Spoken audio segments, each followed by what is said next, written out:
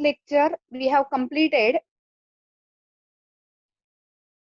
in our last lecture we have completed three different seasons, that is cropping pattern or cropping seasons in India. Okay, in which we discuss about rabi crop, kharif crop and z crop. Now let us see major crops. What are the major crops in India, how these major crops are important? Okay, so for remembering these major crops, what you have to do, you have to draw a chart like this. So I have shared this chart with you people. आपके सामने ये chart दिख रहा है, you can see the chart. Okay, so first crop we are going to see. So before that I would like to introduce it. देखिए, variety of foods and non food crops are grown in different parts of the country. Country के अलग अलग part में कुछ food crops है और कुछ non food crops है. डिपेंड करता है वहाँ सॉइल कैसा है, क्लाइमेट कैसा है, कल्टीवेशन प्रैक्टिसेस कैसी है. तो मेजर क्रॉप्स इंडिया में जो ग्रो होते हैं वे है rice, wheat, millets, pulses, tea, coffee, sugar cane, oil seeds, cotton and jute, etc. Let us see first crop, rice. See, type of crop, that is, it is staple food. Staple food है, that is majority of people in India they consume rice in their day to day diet. अपने रोज के diet में ये लोग ये इसको staple food को consume करते हैं. ठीक है. Our country is a second most producer of rice in the world after China. China के बाद हमारा सेकंड रैंक लगता है. देखो आप देख सकते हैं यहाँ पर मैंने मतलब India is rank in the world, एक कॉलम वहां पर अलग से डाला है.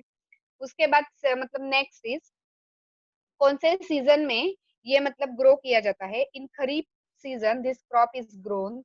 खरीफ क्रॉप है ये, खरीफ सीजन में ग्रो किया जाता है. ठीक है. अपार्ट फ्रॉम दैट यहाँ पर जो है तो कौन से टाइप का सॉइल टाइप लगता है इसको, दैट इज क्ले और लोमी सॉइल. या तो मतलब क्लेई सॉइल या लोमी सॉइल यूज करो जिसमें मतलब गुड वाटर होल्डिंग कैपेसिटी है, water retention capacity, it means जिसमें अच्छा वाटर होल्डिंग कैपेसिटी है. सो ऐसे टाइप की सॉइल रिक्वायरमेंट है. देन अगला कॉलम है आपके टेम्परेचर का. Temperature requirement for this crop is 25 degree Celsius. ठीक है. अपार्ट फ्रॉम दैट मतलब इसमें रेनफॉल का रिक्वायरमेंट है 100 डिग्री सेल्सियस. ठीक है. और मतलब एरियाज की कौन से एरियाज में ये क्रॉप ग्रो किया जाता है, दैट इज जनरली मतलब ऐसे एरियाज यहाँ पर दिए plains of north and north eastern India, then coastal areas and deltaic region. So इसमें ये क्रॉप ग्रो किया जाता है. सो इसमें मतलब एरियाज एरियाज के साथ आप स्टेट्स लिख सकते हो कि north eastern India, coastal area, deltaic region में कौन से स्टेट्स है. देन जहां पर इरिगेशन फैसिलिटी अवेलेबल नहीं है, सो इन सच एरियाज, ऐसे एरियाज में ये जो राइस है तो इरिगेशन के हेल्प से ग्रो किया जाता है. जैसे Punjab, Haryana, western Uttar Pradesh, some parts of Rajasthan, rice is grown with the help of irrigation. Okay, so this is our first crop. Now let us see wheat. अभी व्हीट देखते हैं.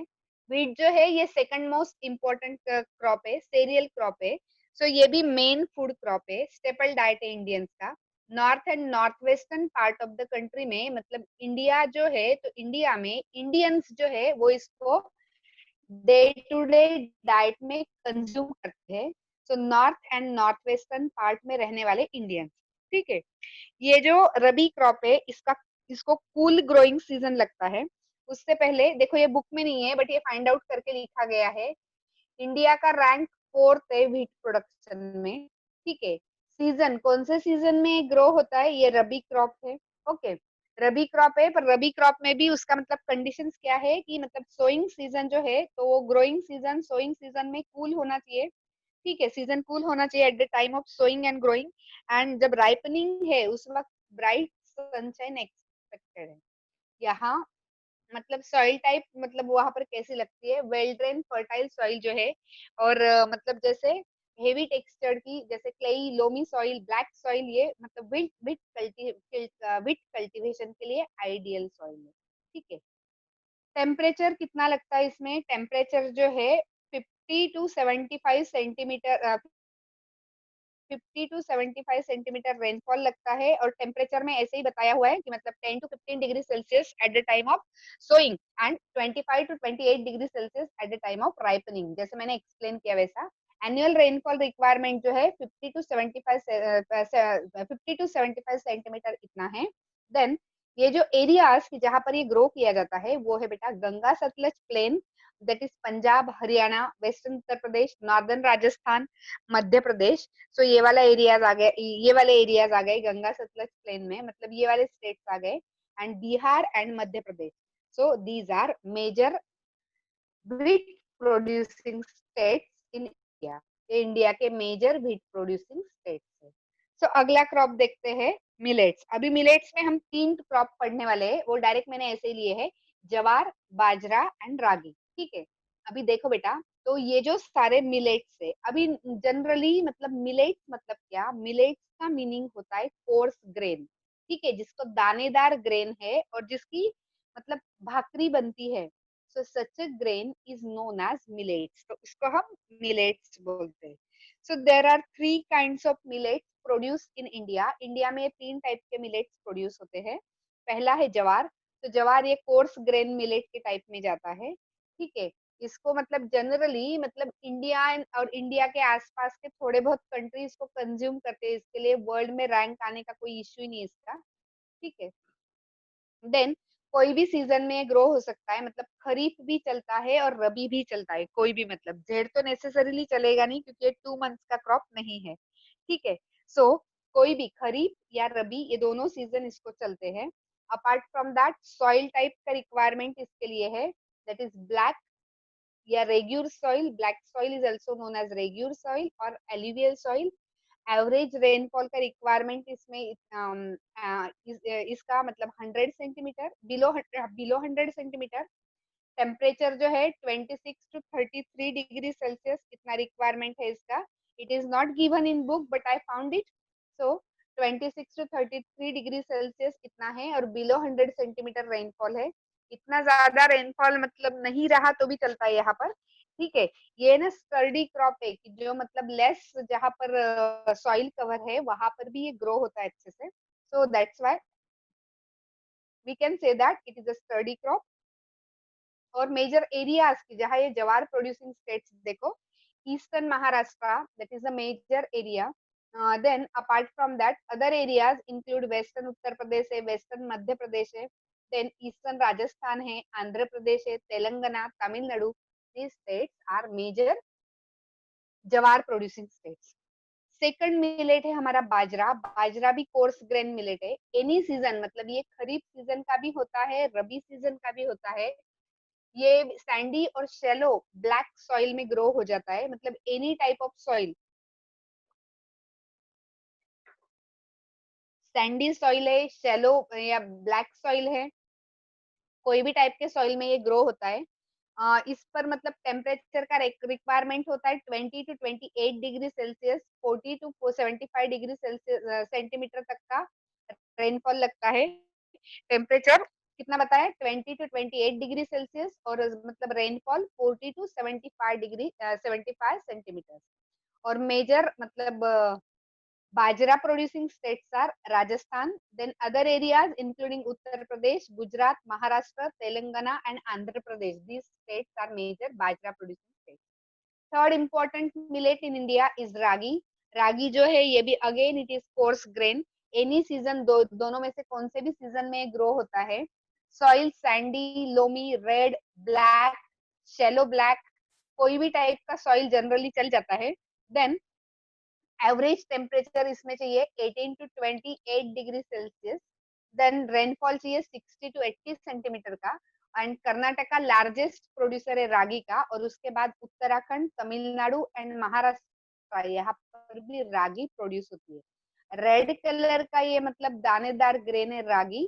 तो मतलब कर्नाटका, उत्तराखंड, तमिलनाडु, महाराष्ट्र, यहाँ पर इसका प्रोडक्शन पाया जाता है। नेक्स्ट फूड क्रॉप बेटा मेज। मेज जो है तो ये जो क्रॉप है that is use both as food and fodder. ठीक है, मतलब मेज फूड बोलकर भी यूज होता है, फॉडर बोलकर भी यूज होता है। फूड मतलब क्या, इसका जो स्पाइक है, इसका जो मतलब ऊपर आने वाला जो ग्रेन वाला पार्ट है, स्पाइक बोलते हैं उसको, भुट्टा मक्की का। तो मकई का भुट्टा, वो भुट्टा खाने के लिए यूज होता है, या फिर जो मकई के दाने हैं वो उसका भी मतलब रोटी बनती है, या मतलब व्हीट में उसको मिक्स किया जाता है। तो इन दैट वे ये फूड इंसानों के लिए, और जो रिमेनिंग लेफ्ट ओवर पार्ट है ऊपर का कट करने के बाद में, तो वो फॉडर, या कभी कभी सिर्फ जस्ट फॉडर बोलकर भी इसको ग्रो किया जाता है, और वो ग्रीन होता है तब तक ही इसको काट के फॉडर बोलकर कैटल को, लाइव स्टॉक को खिलाया जाता है। ठीक है। और ये जो है मतलब ये भी जनरली ज्यादा से ज्यादा खरीफ सीजन में ही ग्रो होता है।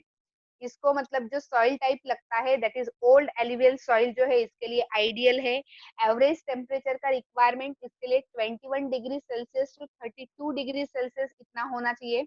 एंड मतलब इसका जो रेनफॉल रिक्वायरमेंट है, that is 50 to 75 degree, 50 to 75 centimetre, इतना रेनफॉल की रिक्वायरमेंट है इसको।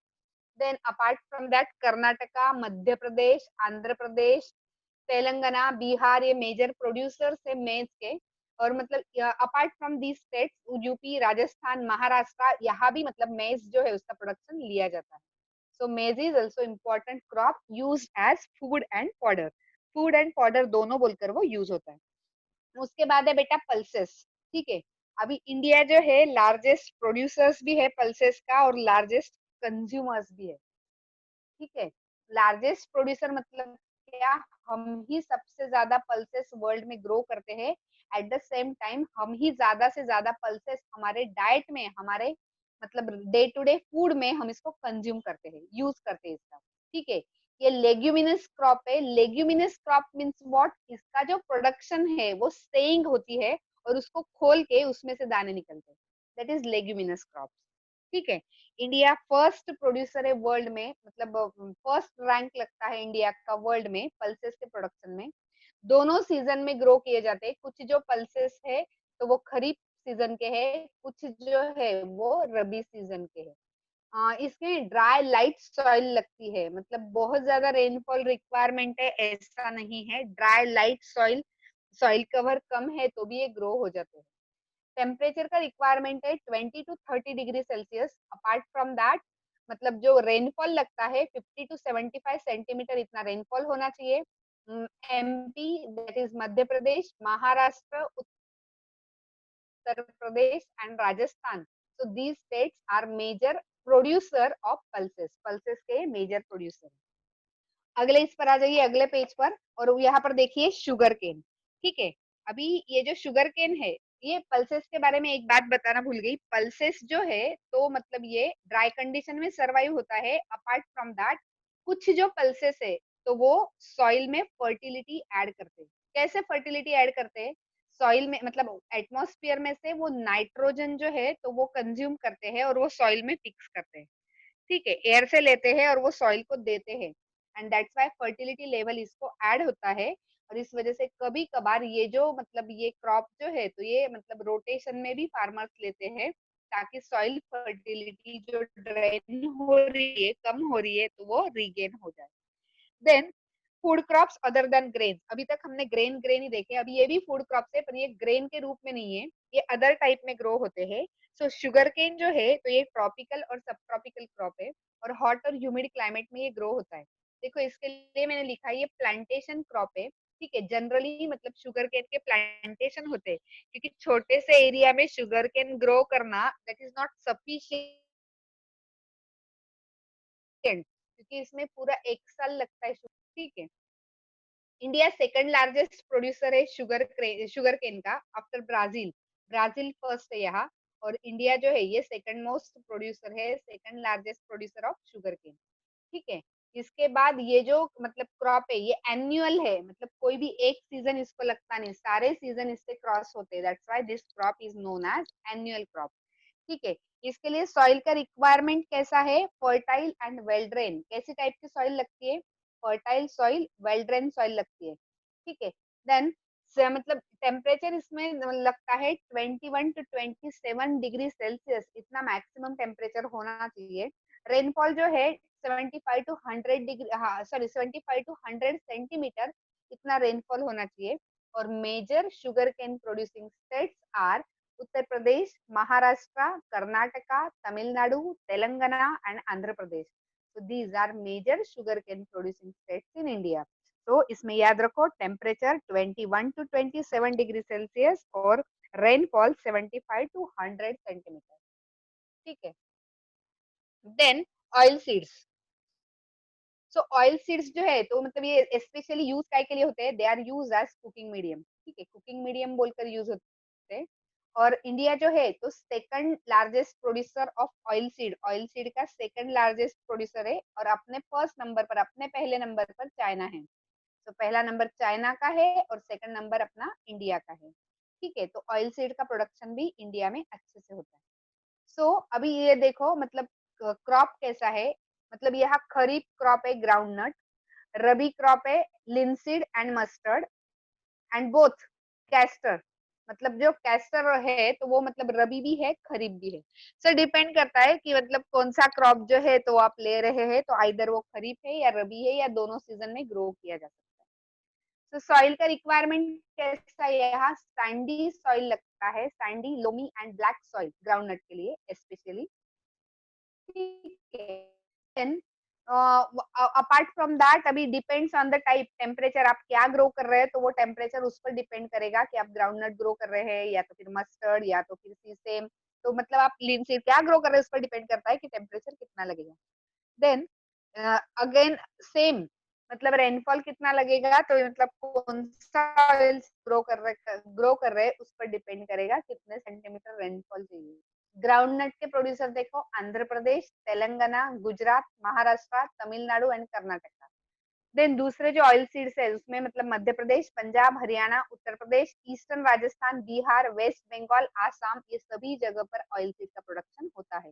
ये ऑयल सीड जो है उसका यूज देखो कुकिंग मीडियम तो है, बट अपार्ट फ्रॉम दैट मतलब सोप्स में, कॉस्मेटिक्स में, ऑइंटमेंट में, सभी जगह ऑयल सीड जो है वो यूज होता है. ठीक है. देन अगला वाला जो देखते हैं वो that is tea. Next crop जो है tea. Tea and coffee, these are known as beverage crop. Beverage crop इनको क्यों बोलते हैं, क्योंकि इनको ड्रिंकिंग पर्पस के लिए यूज होता है. सो जो भी मतलब जैसे जो फ्रूट है जनरली जैसे लेमन है तो जहाँ ड्रिंकिंग पर्पस के लिए लेमन जूस उसका यूज हो जाए तो उसको मतलब बीवरेज क्रॉप्स बोलते हैं.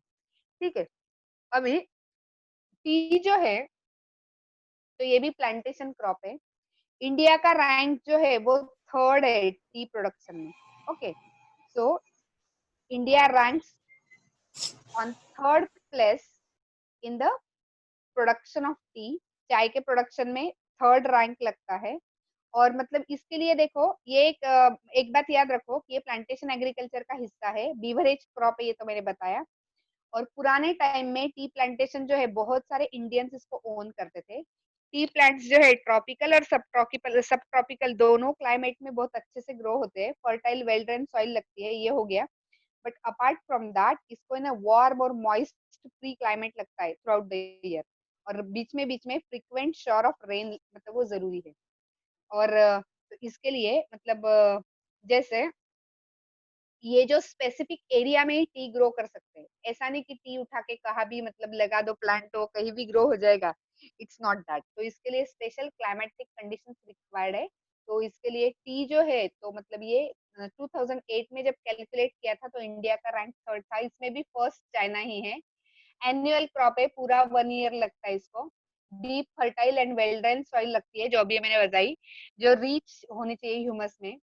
इसका टेम्परेचर रिक्वायरमेंट जो है तो मतलब 10 to 30 डिग्री सेल्सियस इतना ही टेम्परेचर होना चाहिए. इससे ज्यादा एक्सीड टेम्परेचर नहीं होना चाहिए. देन इसमें रेनफॉल जो है अबाउट 200 सेंटीमीटर, 200 सेंटीमीटर से आगे रेनफॉल होना चाहिए. और मतलब major tea producing states India के Assam, West Bengal, Tripura, Kerala, Karnataka and Tamil Nadu. These are major tea producing states in India. अगला क्रॉप पढ़ेंगे कॉफी. ठीक है. अगला ये कॉफी, ये भी प्लांटेशन क्रॉप है. ठीक है. इसके रैंक बताए नहीं है. और ये भी मतलब जैसे कॉफी एनुअल क्रॉप है. वेल ड्रेन सॉइल लगती है कि जिसमें ह्यूमस ज्यादा हो, ऐसे टाइप की सॉइल यहाँ पर रिक्वायरमेंट है. देन 23 to 28 डिग्री सेल्सियस इतना उसका टेम्परेचर होना चाहिए. While growing coffee we need 23 to 28 degree Celsius temperature. Then 150 to 200 centimetre rainfall का रिक्वायरमेंट है. और इसमें Karnataka is the major producers other than then other areas they are including Kerala and Tamil Nadu.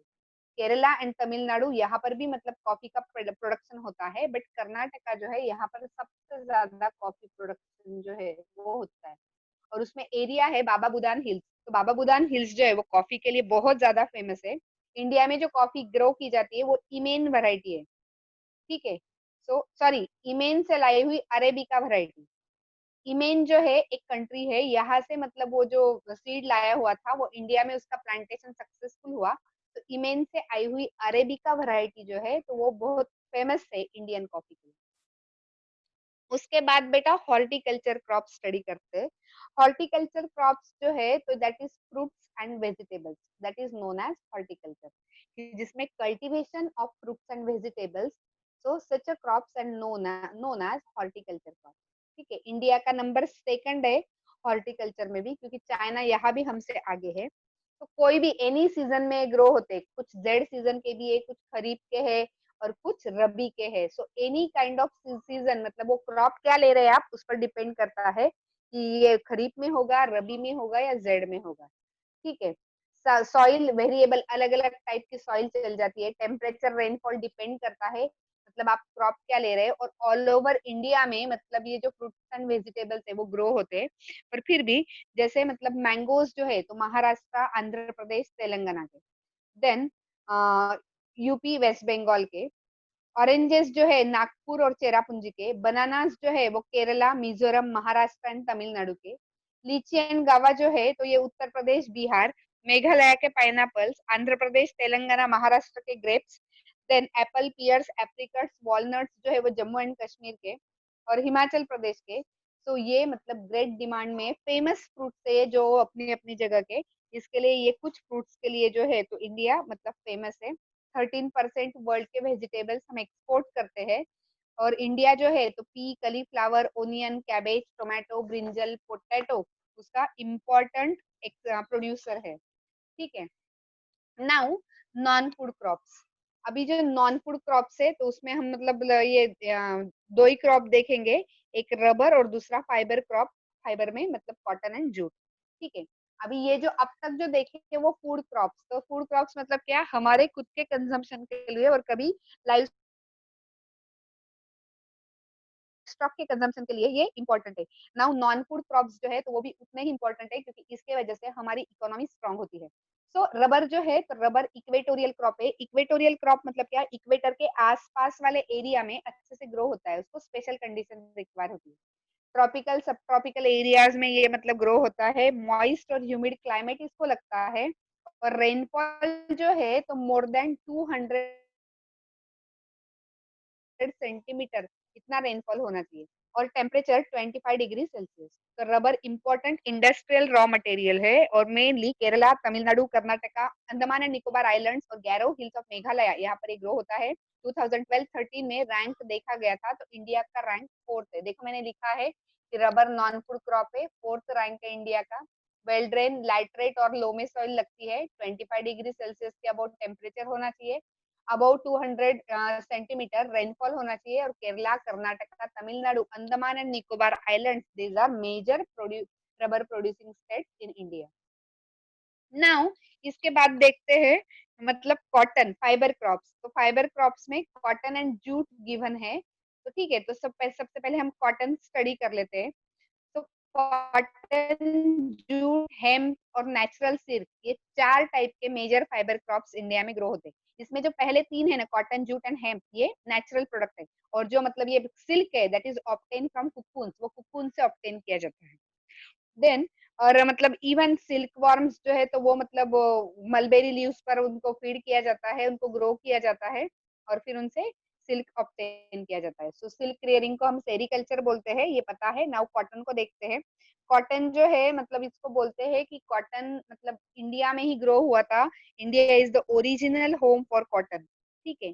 One of the most important raw material ये cotton textile industry के लिए.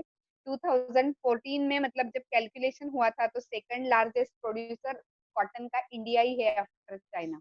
यहाँ पर भी चाइना आ गए हमसे।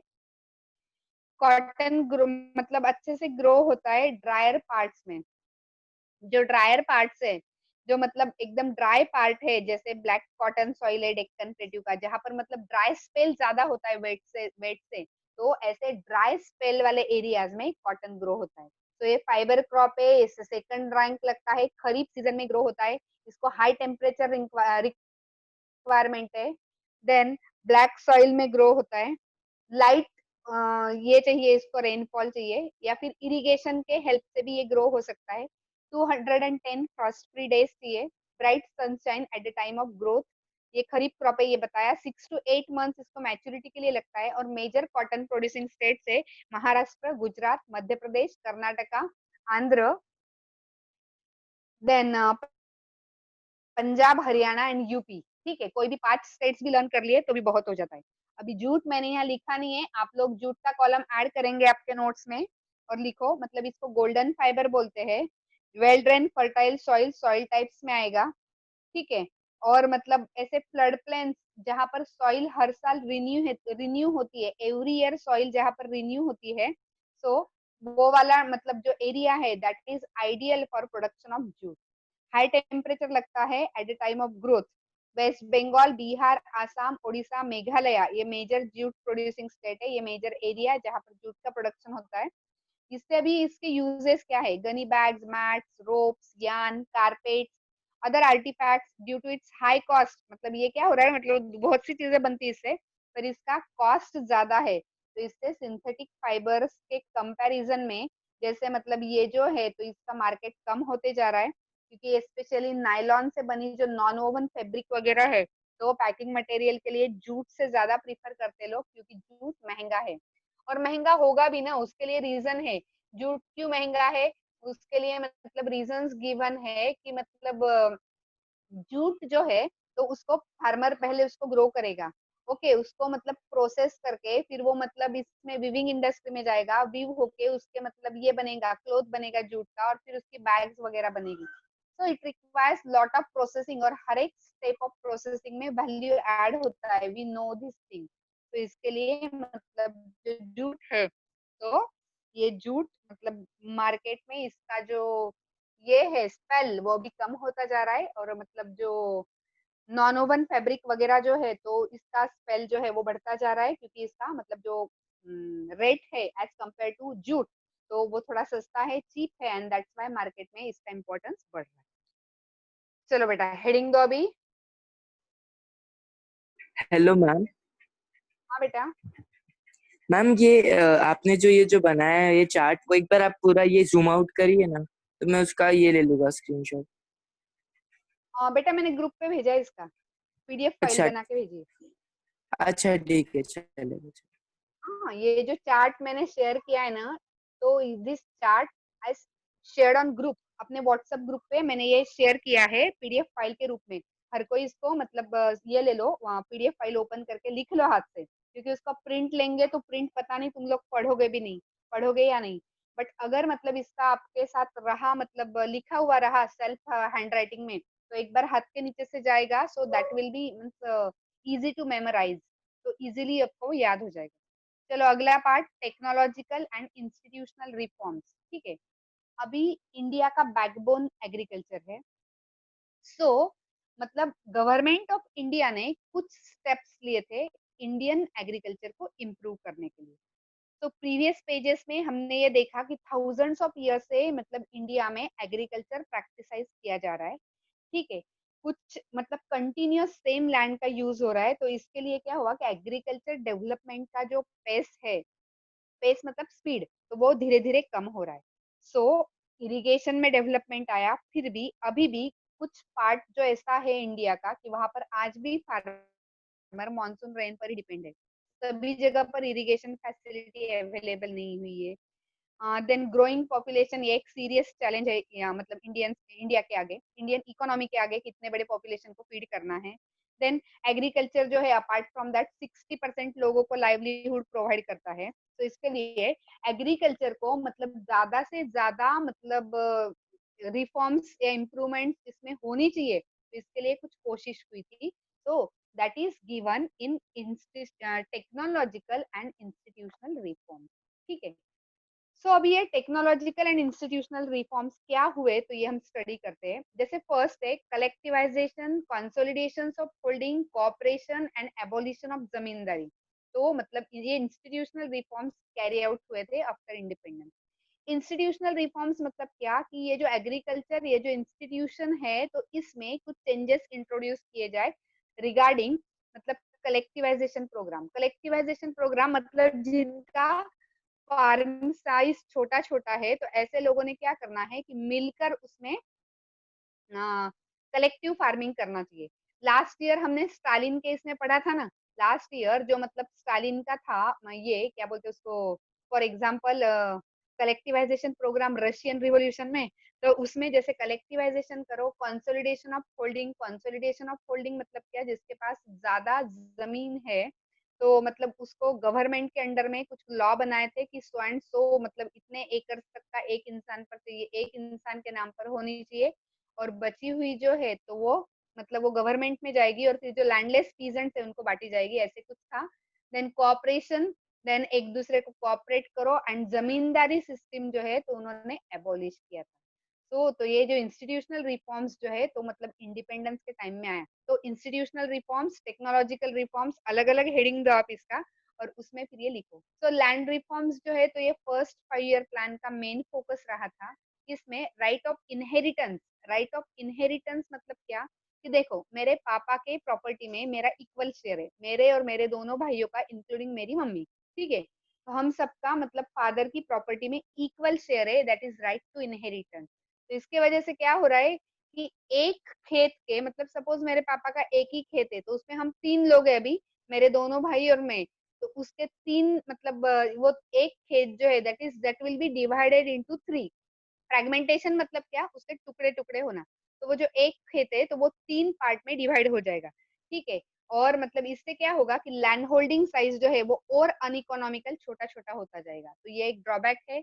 तो लैंड रिफॉर्म्स के लिए जो लॉज रिक्वायर्ड है, तो दैट इज उसका जो इम्प्लीमेंटेशन, लॉज तो बने। अपने इंडिया में यही प्रॉब्लम है कि लॉज तो सबसे अच्छे से अच्छे बने हुए, नो डाउट, एक से एक बढ़िया लॉज है, पर वो लॉज का इम्प्लीमेंटेशन जो है तो इतना ज्यादा अच्छा नहीं है। तो जब ये इम्प्लीमेंटेशन प्रॉपर हो जाएगा तो ऑल द प्रॉब्लम्स जो है तो उसको हम ओवरकम कर लेंगे।